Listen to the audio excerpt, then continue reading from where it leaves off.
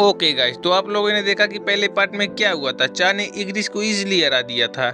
जिन्हें भी शौक में रह जाता है।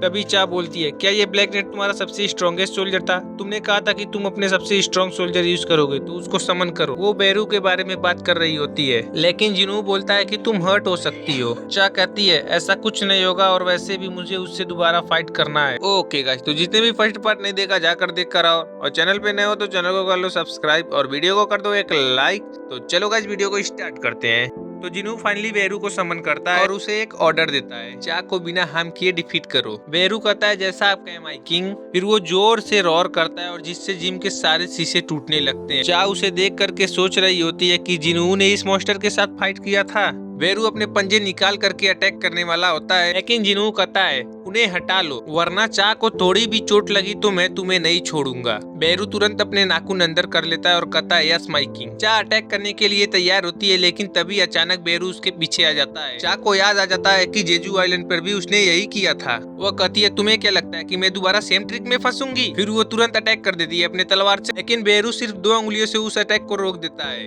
बेरू सोच रहा होता है कि मेरे किंग ने मुझे बिना हर्ट किए ओपोनेंट को डिफीट करने के लिए बोला है। इसका बेस्ट तरीका यही होगा कि मैं अपने आप को इतना स्ट्रॉन्ग दिखाऊं कि सामने वाले की लड़ने की इच्छा ही खत्म हो जाए। चा एक के बाद एक अटैक कर रही थी। अब आप सबको पता है कि चा कितनी स्पीड में फाइट करती है, लेकिन बेरू भी कम नहीं था। वो सारे अटैक को इजिली डॉज कर रहा होता है, वो भी एक जगह से हिले बिना, सिर्फ अपने बॉडी मूवमेंट से अटैक को डॉज कर रहा होता है। फिर वो जोर से चा के मुंह पर रोर करता है, जिसकी प्रेशर से चा दूर चली जाती है। जिनवू कहता है विनर ऑलरेडी डिसाइड हो गया, क्या तुम अब सेटिस्फाइड हो? लेकिन चा बोलती है नहीं, मुझे और फाइट करनी है। जिनवू को पता था कि बेरू उसके दूसरे शैडो सोल्जर से बिल्कुल अलग है। उसका जन्म ही सिर्फ किलिंग के लिए हुआ था, लेकिन जिनवू देखता है कि बेरू अपने किलिंग इंटेंट को दबा रहा होता है। उनका फाइट दोबारा स्टार्ट होता है, लेकिन इस बार बेरू सिर्फ डिफेंड ही नहीं कर रहा होता है, बल्कि अटैक भी कर रहा होता है। इस वजह से चा की स्वॉर्ड भी टूट जाती है, लेकिन फिर चा हार नहीं मानती। वो डिसाइड करती है कि अब वो अपना सबसे स्ट्रॉन्गेस्ट अटैक यूज करेगी और एक ही बार में फाइट को खत्म करेगी। फिर वो ब्लेड ऑफ लाइट बनाती है और इस बार फाइनली अपना अटैक बेरू पर लैंड कर देती है।